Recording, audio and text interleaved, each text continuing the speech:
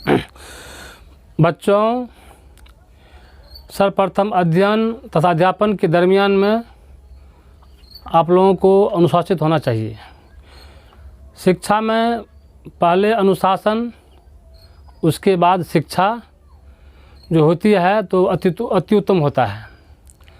तो आज की घंटी में या किसी भी सजी घंटी में तुम लोगों को अनुशासित होकर के पढ़ना चाहिए, तभी तुम लोग जो है भली भांति जो है किसी विषय को समझ सकोगे।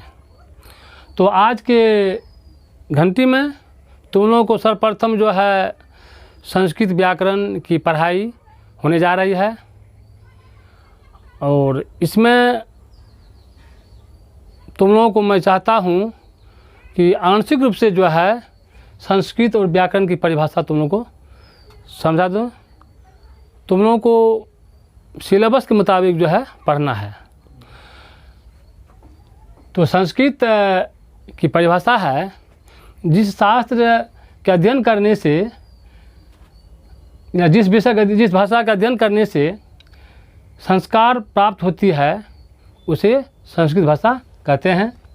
इसे संस्कृत में कहा गया है कि संस्कारम ददाति संस्कृतम कथ्यते, और शिक्षा का मुख्य ध्येय संस्कार ही होता है। ये लेकर के संस्कृत की महिमा जो है शिक्षा का जो है मुख्य बिंदु को दर्शाते हैं। संस्कृत का संधि विच्छेद सम जोड़ कृत होता है, जिसमें सम उपसर्ग है। कृत पद में दो पद है, कृ तथा अक्त। और वैसे संस्कृत में तीन पद हुआ, सम, कृ तथा अक्त। इन तीनों पदों के संयोग से संस्कृत शब्द का उत्पत्ति होती है। इसके साथ साथ व्याकरण है। वैसे किसी भी भाषा का जो व्याकरण होता है वह भाषाओं की रीढ़ कही जाती है। बिना व्याकरण की जो भाषा मरी हुई समझी जाती है, और जिस व्याकरण की भाषा जितना सबल होता है, जितना उसमें शब्दकोश होते हैं, वह भाषा उतनी ही सजीव होती है। और ख़ास करके संस्कृत भाषा जो है सभी भाषाओं की जननी है, और इसका व्याकरण बहुत सबल होते हैं। सबसे पहले व्याकरण का संधि विच्छेद होता है वी जोड़ आ जोड़ क्री जोड़ ल्यूट। इसमें चार पद है, वी, आ, क्री तथा ल्यूट।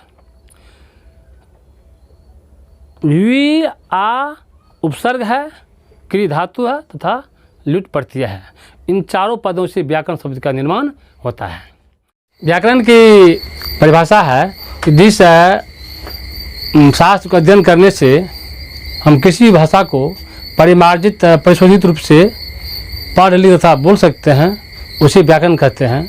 या इसका आम रूप में, आम तौर में सभी लोग जानते हैं कि जिस शास्त्र का अध्ययन करने से जो है किसी भी भाषा को शुद्ध पढ़ लिख तथा बोल सकते हैं, तो उस शास्त्र को हम व्याकरण कहते हैं। और व्याकरण का जो है वैसे 5 पार्ट है, 5 भाग है, लेकिन मुख्य रूप से 3 भाग जो है दिया गया है। तो वर्ण विचार, पहला भाग है वर्ण विचार, दूसरा शब्द विचार, तीसरा वाक विचार। अब तुम लोगों को वर्ण विचार के बारे में पढ़ना है। तो वर्ण विचार की परिभाषा है कि व्याकरण के जिस भाग के अंतर्गत वर्णों की उत्पत्ति, बनावट, भेद तथा उपयोग का अध्ययन किया जाता है, व्याकरण के उस भाग को वर्ण विचार कहते हैं। इसके बाद जो है वर्ण विचार में वर्ण शब्द होता है, और इसका सहानुभूति परिभाषा होता है कि वर्ण उस मूल ध्वनि को कहते हैं जिसका खंड या टुकड़ा नहीं होता है। लेकिन इसको थोड़ा मानक रूप में अगर लिया जाता है तो लिपि के लघुत्तम इकाई खंड को वर्ण कहते हैं। और वर्ण का जो काम है, भाषा में इसका रेखन किया जाता है, भाषाओं की उसको जो सजाया जाता है। तो अब तुम लोगों को जो है वर्ण की जो है वर्ण तथा अक्षर में अंतर होता है। तो वर्ण जैसे हुआ, इसका उदाहरण में कि अ, क, ख, डॉट डॉट इत्यादि। लेकिन इसी को अगर हम खंडन करेंगे तो क में क हलंत जोड़ अ होगा, तो क हलंत जोड़ अ जो हुआ, क हलंत अक्षर हुआ और अ भी अक्षर हुआ। यानी कहने का मतलब यह हुआ कि वर्ण में अक्षर अक्षर में वर्ण है, अक्षर में वर्ण है लेकिन वर्ण में अक्षर नहीं है।